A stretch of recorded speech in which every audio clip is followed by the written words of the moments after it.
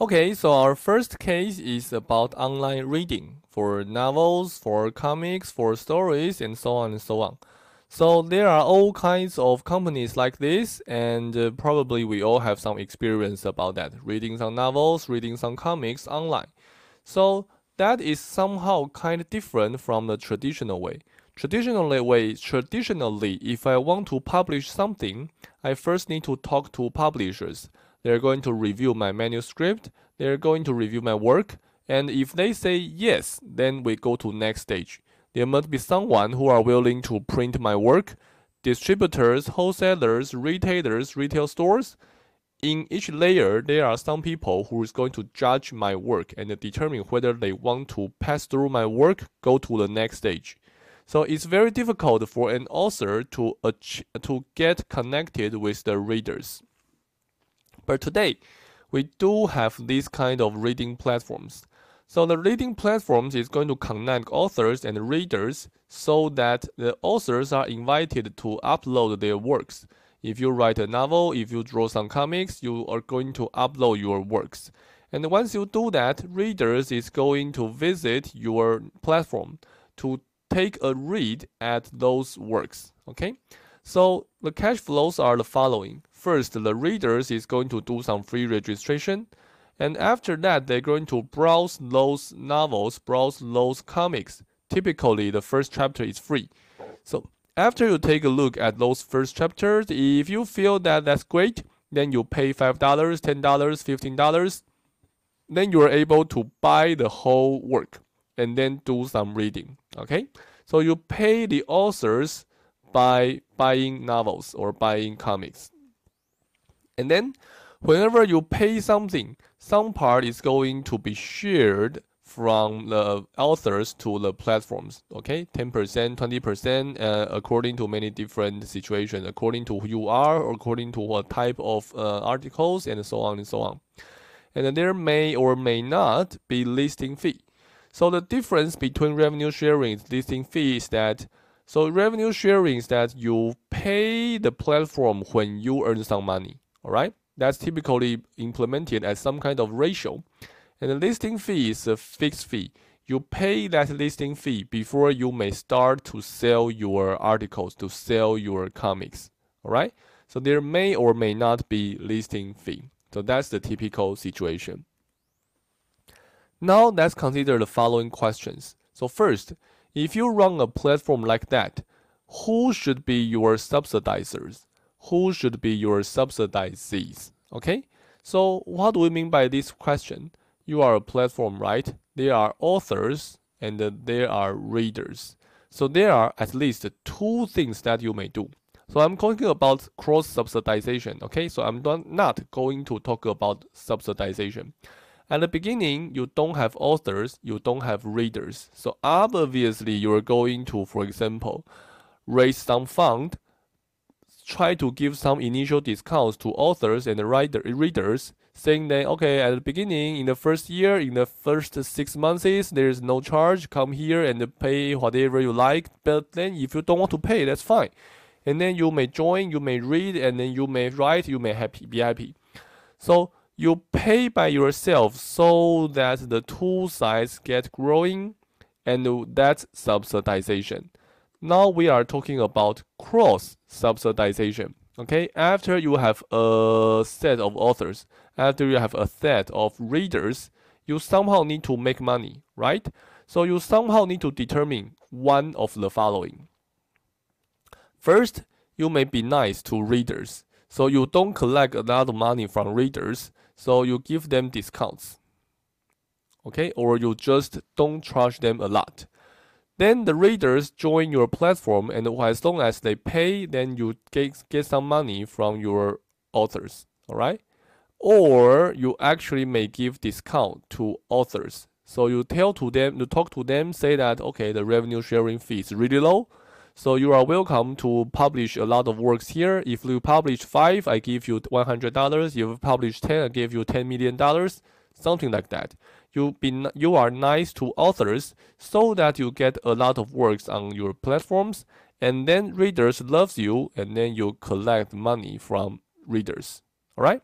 So either way is fine. It's up to you, but you need to make the decision about where you want to get the most of your revenues, where you want to give discounts to attract the other side. Okay? And it's fine if you want to take money from both sides. All right? Maybe you want readers to pay your monthly registration fee.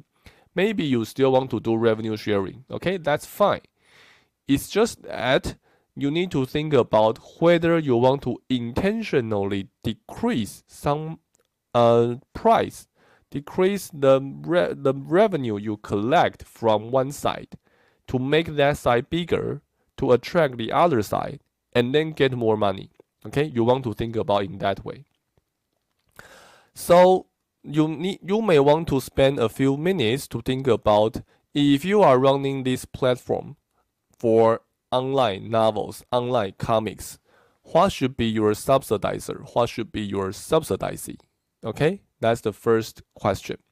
The second question is about, do you want to charge listing fee from authors? Why or why not?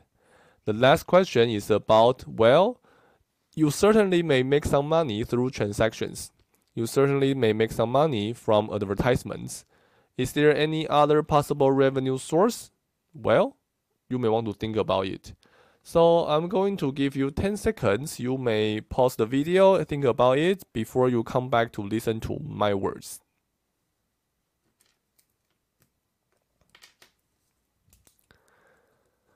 Okay, time's up. So I'm going to say my consideration. So if it's me, I'm going to apply the 5 factors I have regarding the cross-subsidization strategy. Okay, so for example, price elasticity. Regarding price elasticity, if you are the authors, let me write it this way.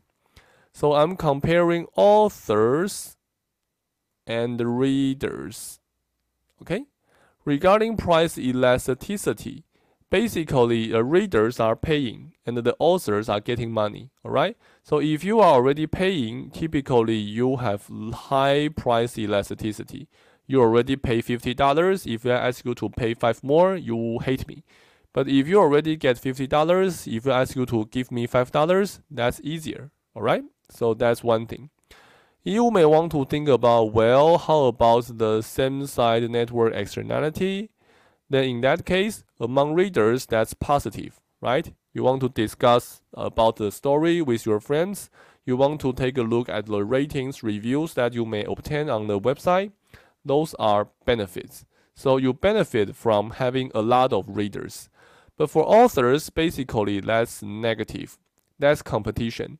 If there are a lot of very strong authors, you don't want to publish your work there, typically.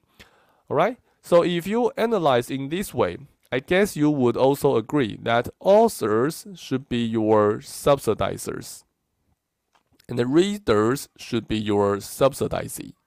So if I believe in this way, I'm going to try to be nice to readers. Okay, so you register, you don't need to pay. The authors is going to set up price, you just pay that price. I don't charge you anymore. I charge the authors.